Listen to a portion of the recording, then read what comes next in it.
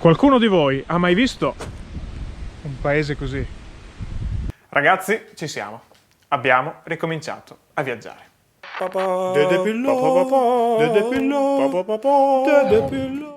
Oggi siamo diretti in un luogo che aspettavo di visitare da un sacco di tempo. Pensate che è conosciuto come la città che muore e cercheremo di scoprire il perché non appena arriviamo.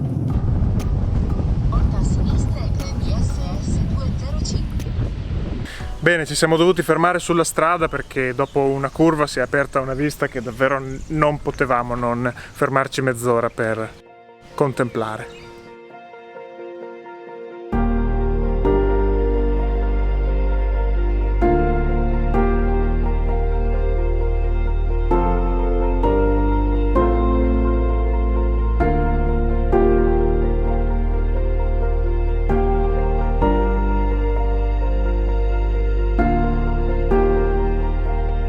Siamo nel Lazio, in provincia di Viterbo, precisamente nel comune di Bagnoregio. Da qui un lungo ponte collega il resto del mondo con Civita di Bagnoregio.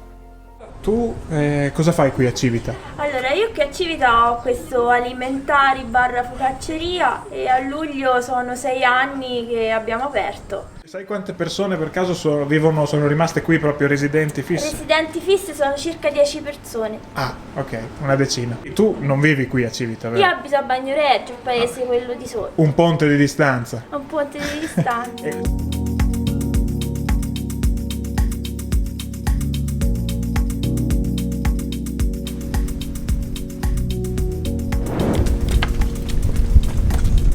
L'ha ripreso questo? Quella è la targa laggiù. Quella la targa là, No, sì. venga. A quel punto il professore ci ha condotto davanti ad una targa su un muro. Lì c'era scritta una poesia che proprio il professore scrisse per Civita tanti anni fa.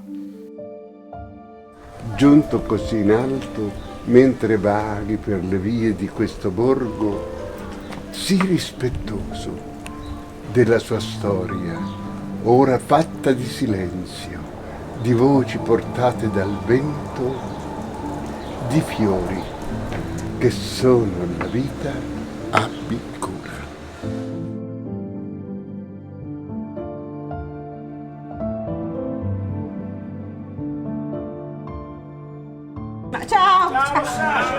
Lei è residente qui? Sì. Com'era Civita una volta? Era un'altra vita, però era bello, per me era bello, poi perché ero giovane. Lì c'era una fila di vecchietti, ma questi vecchietti sono morti ormai, non ci sono più, e gli abitanti di Civita se ne sono andati. Se per qualche motivo il nome completo di questo paese vi è difficile da memorizzare, state tranquilli, perché potete digitare su Google Maps anche la città che muore e lo troverete lo stesso. L'appellativo di città che muore l'ha dato a questo paese Bonaventura Tecchi, Che era uno scrittore famoso, germanista, professore universitario e viveva a Bagnoregio. L'aveva ribattezzata la città che muore perché Civita dalla seconda guerra mondiale fino al 65 è stata senza ponte. E se qualcuno non faceva qualcosa per questo ponte, la città era destinata a morire.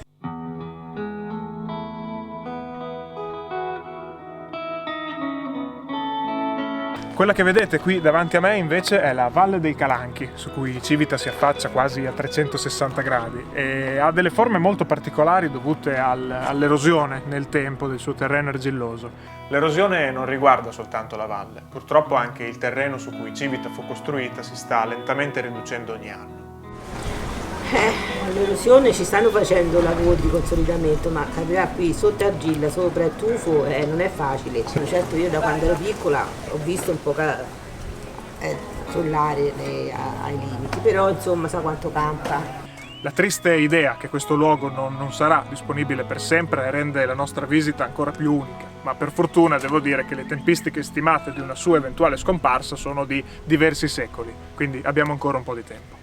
L'erosione a cui andrà incontro negli anni purtroppo, ecco, perché tutto si consuma, però su una civiltà ne nasce un'altra, ecco. La legge di Lavoisier, no?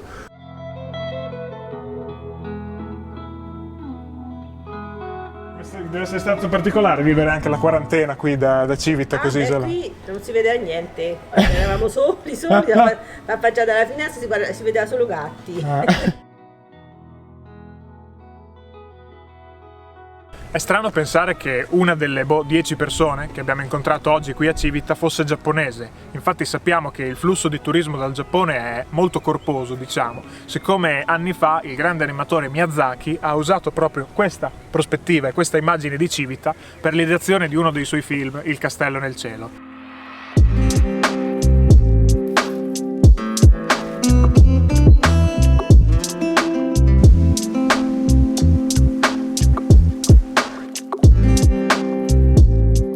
E si legava il somaro, tutte queste pietre che voi vedete, l'unico mezzo era il somaro a Civita, perché non ci si poteva venire con altri mezzi. Certo, e lì si legava. Quindi questa era la stalla, ora è diventata un'abitazione per i turisti, capito? L'evoluzione dei tempi.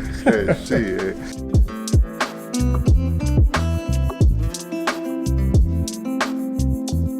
Volevo chiederle anche, lei che ha uno sguardo al passato così preciso, Sì. come vede invece l'opposto, ovvero il futuro di questo posto?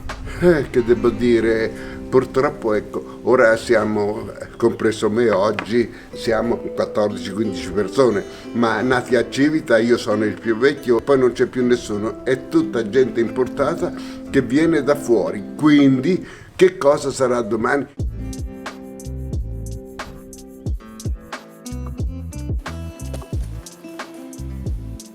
E cosa vuol dire per lei, poi la lasciamo stare, essere di Civita, vivere a Civita da tante generazioni? Che significato ha per lei? Oh mamma mia, per me ha un significato grandissimo, non lo scambierei con nessun altro posto, perché le radici sono radici, me ne andrò quando Dio vorrà, però per me vivere qui è un paradiso. Sa che Bonaventura Tecchi dice, no?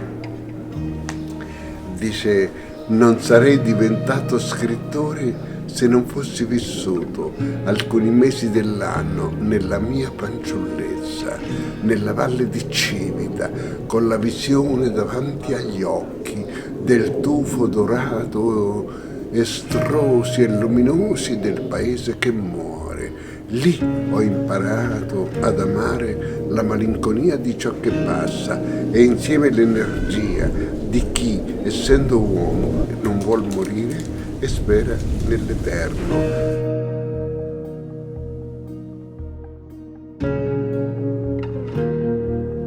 Vive la sua vita ancora dentro la poesia e i ricordi. Sì. Bellissimo questo, grazie di tutto quello che ci ha raccontato. Sono contento di essere stato utile a qualche cosa. Certo. Nella vita ognuno deve dare quel che ha, perché altrimenti è più facile dare che avere. È difficile avere dagli altri, sa, perché sono tirchi, perché sono interessati. Invece ecco, dare.